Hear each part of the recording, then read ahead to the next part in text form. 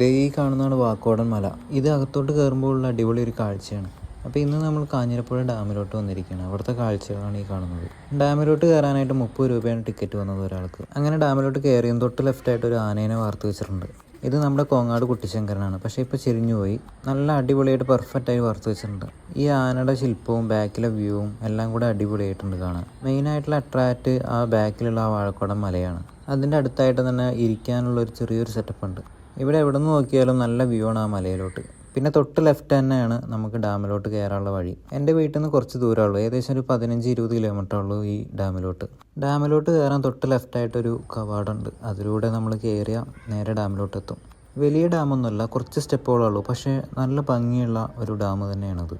മലമ്പുഴയൊക്കെ ആയിട്ട് കമ്പയർ ചെയ്യുമ്പോൾ ഇത് വളരെ ചെറുതാണ്, പക്ഷേ നല്ല ഭംഗിയുണ്ട്. ഞാൻ ഇടയ്ക്കൊക്കെ വരാറുണ്ട്, പക്ഷെ വരുമ്പോഴൊന്നും വലിയ തിരക്ക് കാണാറില്ല. മലമ്പുഴയൊക്കെയാണ് പറഞ്ഞാൽ സീസൺ ടൈമിൽ തന്നെ നല്ല തിരക്കുണ്ടായിരിക്കും, പക്ഷേ ഇവിടെ തിരക്ക് വളരെ കമ്മിയാണ്. ഇത് ഡാമിൻ്റെ മുകളിൽ കയറി കാണുന്ന കാഴ്ചകളാണ്. താഴെ ഒരു ചെറിയൊരു പാർക്കുണ്ട്, ചെറുതല്ല, അത്യാവശ്യം വലുപ്പമുള്ള പാർക്ക് തന്നെ ഉണ്ട്.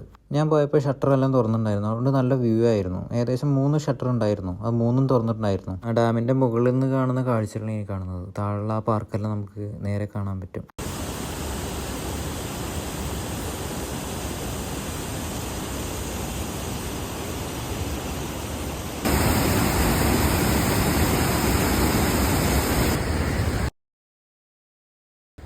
പിന്നെ ഈ ഡാമിൻ്റെ ഫുൾ വ്യൂ കിട്ടണമെന്നുണ്ടെങ്കിൽ നമുക്ക് ആ കാറ് നിൽക്കുന്നതിൻ്റെ അങ്ങോട്ട് പോയാൽ മതി. അതാണെങ്കിൽ അത് ഗേറ്റ് ഇറങ്ങിയിട്ട് ലെഫ്റ്റിലോട്ടൊരു വഴിയുണ്ട്. ആ വഴി കുറച്ചൊരു 100-200 മീറ്റർ വന്ന് നമുക്ക് ഇവിടെ എത്താം. ഇവിടെ വന്ന് നോക്കി പറഞ്ഞു വെച്ചാൽ ഡാമിൻ്റെ നല്ലൊരു വ്യൂ കാണാൻ പറ്റും.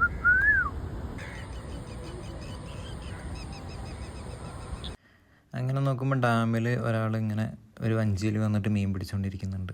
ശരിക്കും മീൻ പിടിക്കല്ല, അവർ വലട്ട് പോവുകയാണ്. ഇപ്പോൾ ഈ ചെറിയ വഞ്ചിയിൽ വന്ന് നമ്മൾ വലട്ട് വയ്ക്കുകയാണ്. കാരണം ഈ ഡാമിൽ ഒരുപാട് മത്സ്യക്കുഞ്ഞുങ്ങളെ ഫിഷറീസ് വളർത്തുന്നുണ്ട്. അങ്ങനെ അത് വളർത്തി വലുതായിട്ട് വരുമ്പോൾ ഇവർ ഇതേപോലെ വല വെച്ച് പിടിക്കും. അപ്പോൾ വൈകുന്നേരം ഏകദേശം 5:30 മണിയാകുമ്പോഴേക്കും അവർ തണ്ടാടി വല വെച്ചിരിക്കുകയാണ്. കണ്ടില്ലേ, ഇതുപോലെ വല വെച്ചിട്ട് ആൾ ഇതുപോലെ തുഴഞ്ഞു പോകുന്നുണ്ട്.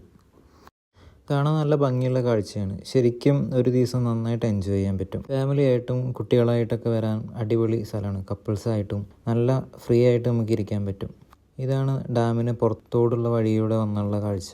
ഈ ഡാമിൻ്റെ 3 ഷട്ടറും തുറന്നുകൊണ്ട് അത്യാവശ്യം നല്ല ഭംഗിയുള്ള ഒരു വ്യൂ നമുക്ക് കാണാൻ പറ്റി. ഡാമിൻ്റെ അകത്ത് നമുക്ക് മീൻ പിടിക്കാൻ പറ്റില്ല, പക്ഷേ ഈ ഭാഗത്ത് ചൂണ്ടിട്ട് മീൻ പിടിക്കാമെന്നാണ് അവിടുത്തെ ഒരാളുടെ ചോദിച്ചപ്പോൾ പറഞ്ഞത്. ശരിക്കും പറഞ്ഞാൽ ഇത് അടിപൊളി ഒരു ഡാമാണ്. ഫാമിലിയൊക്കെ ആയിട്ട് വന്ന് നന്നായിട്ട് എൻജോയ് ചെയ്യാൻ പറ്റും. പിന്നെ ഒരു സത്യാവസ്ഥ എന്താണെന്ന് വെച്ചാൽ നമ്മുടെ പാലക്കാട് ജില്ലയിലുള്ള പകുതി ആൾക്കാർ പോലും ഈ ഡാം കണ്ടിട്ടുണ്ടാവില്ല എന്നാണ്.